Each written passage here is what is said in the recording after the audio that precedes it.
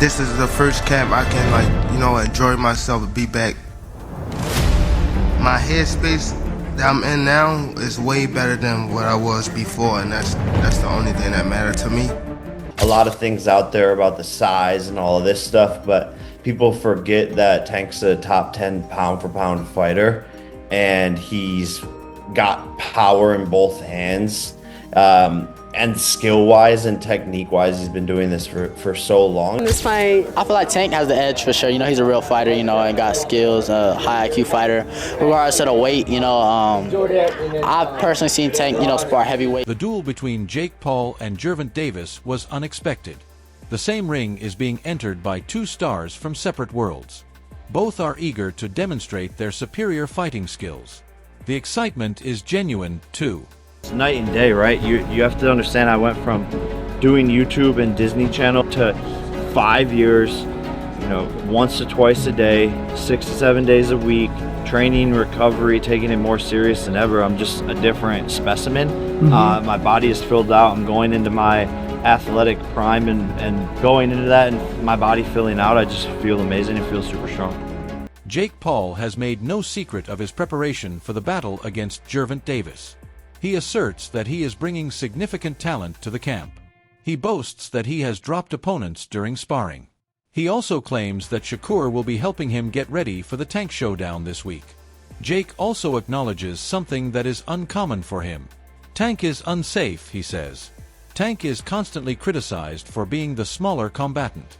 They accuse him of being too small to hang out with someone like Jake. Jake doesn't like that sound. He states bluntly that Tank has genuine power in both hands. Even at that small height, he is aware that Tank hits like a crazy truck. It's a big statement when Jake says he's afraid to enter that ring. It demonstrates his admiration for Tank's expertise and knockout power. That concern demonstrates that this struggle is more serious than most people believe. Going into a fight that I've actually ever been, because I know how good these people are that I'm sparring, and being able to see how good they are and knowing how good Tank is, it's actually going to be my toughest test to date.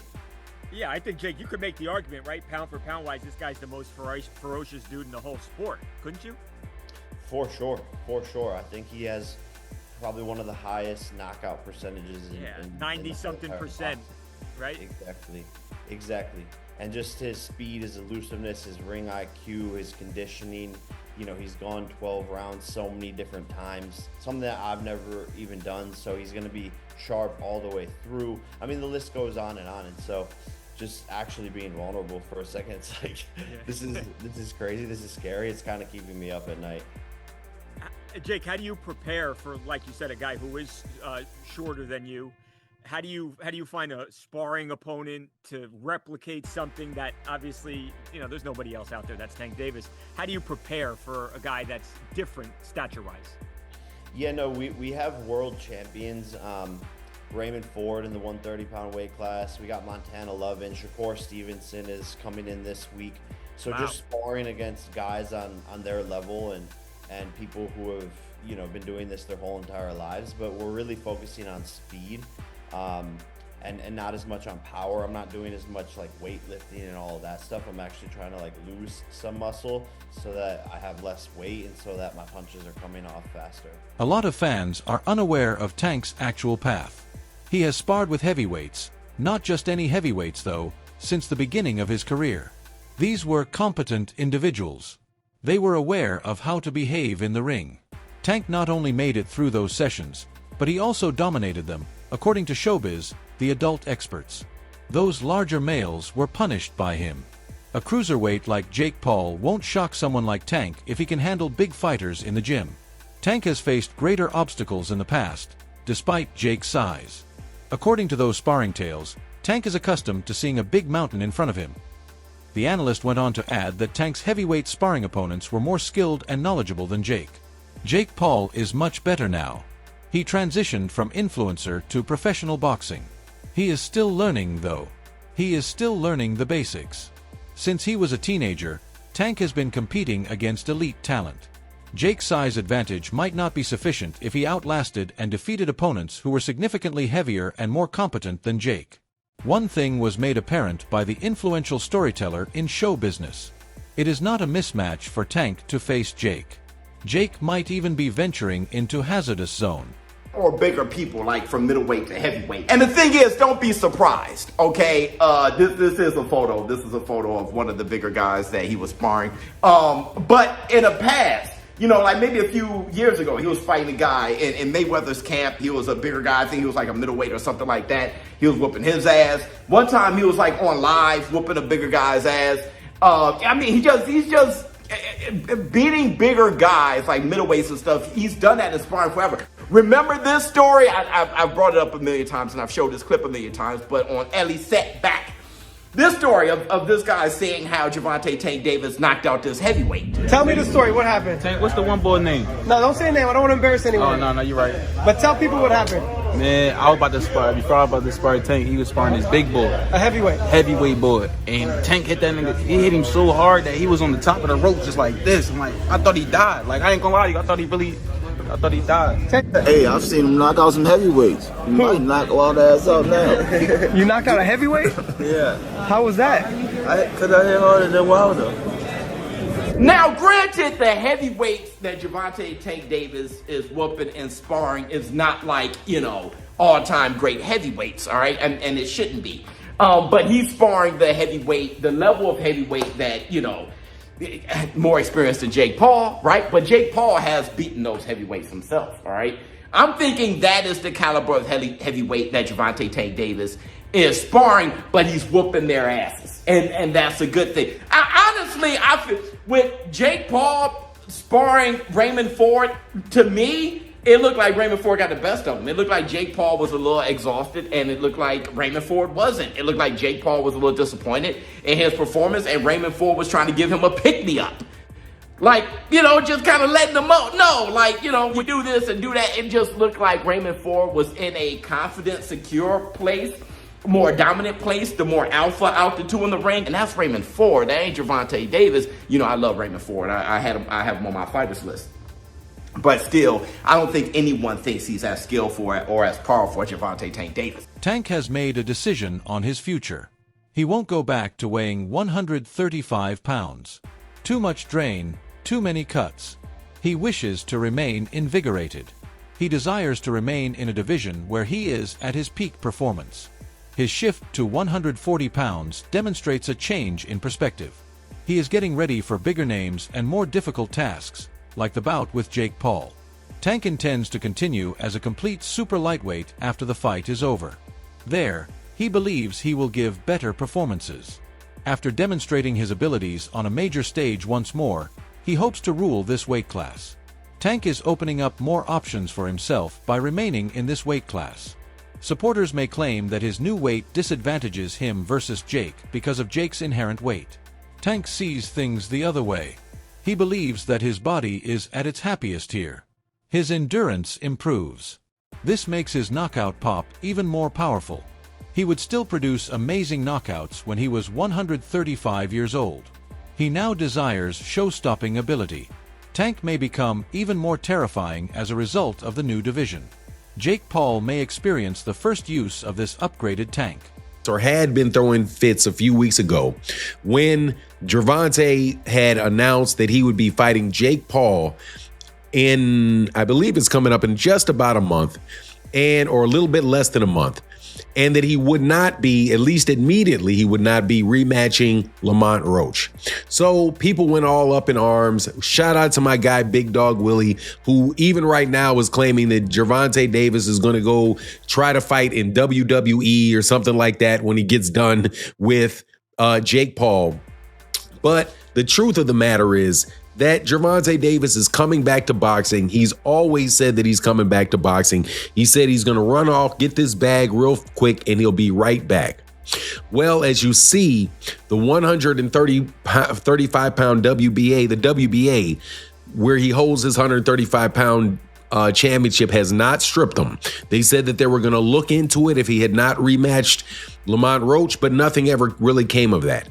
So as of right now, he still has his 135-pound title, but I'm telling you, the way that things are panning out, I don't think he's going to go back down to the 135-pound division. I think he's going to go to the 140-pound division where really and truly all the smoke is there. Add to it the fact that when he fights Jake Paul, he's going to be fighting Jake Paul at a higher weight than he would necessarily be fighting guys at 135 pounds. You're probably not going to see him drain down for the fight. I don't think he's going to bulk up at all. But usually when guys play with their weight and they go up and allow themselves to fight at a higher weight or fight people at higher weight classes. Carmel Martin offered his opinion. Tank has the edge easily, he says. Tank sparring with heavyweights implies that weight won't be an issue for him at all, Carmel argues. Tank's intelligence is unaffected by Jake's size. The skill level makes a difference. Compared to Jake, who is still learning, Carmel views Tank as a master boxer. He believes Tank will win, and win convincingly. Tank is directly acquainted with Carmel. He observes Tank working every day in private. His prognosis has a lot of weight because of that inside view. Size is inferior to talent. Strength is inferior to skills. KL demonstrates those words with deeds.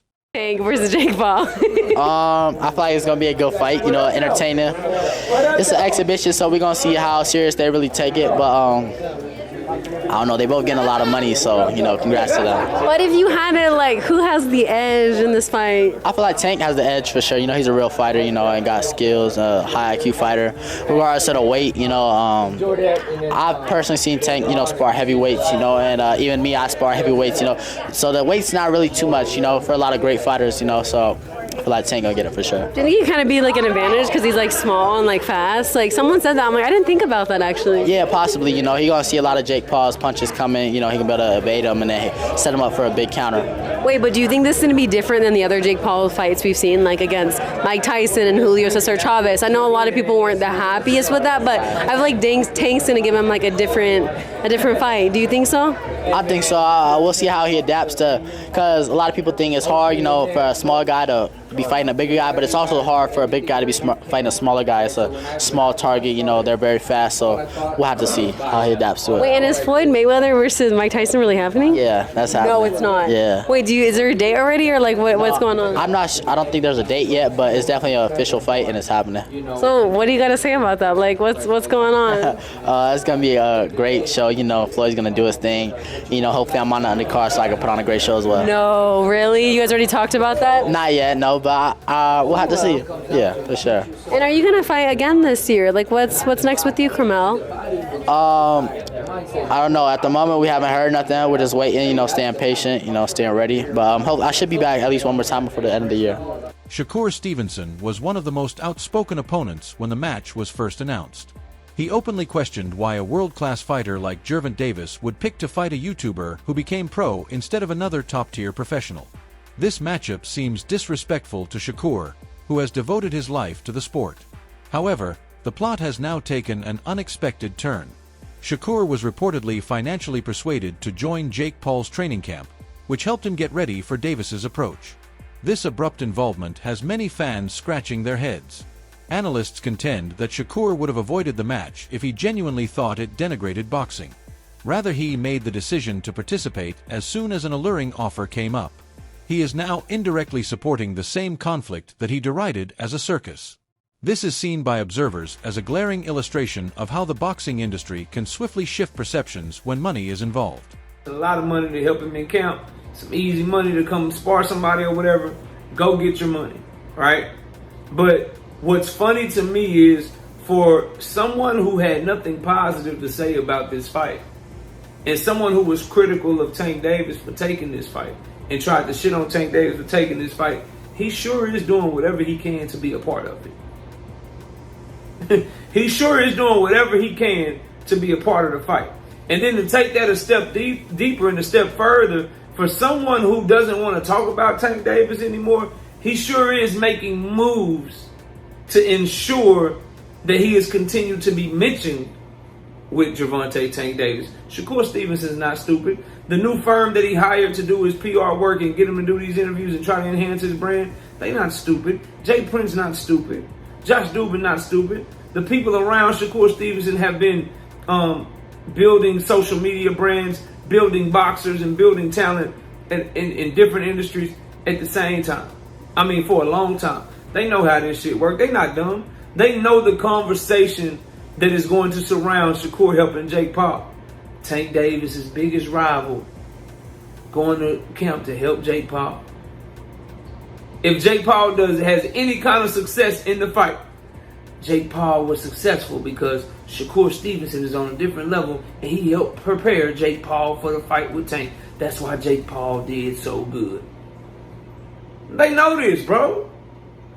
And to me, that's the problem that I always have with these guys like Shakur Stevenson. You can throw Lamont Roach in there. You can throw Devin Haney in there, bro. You can throw Keyshawn Davis in there if you want to. My issue is they won't admit what it is.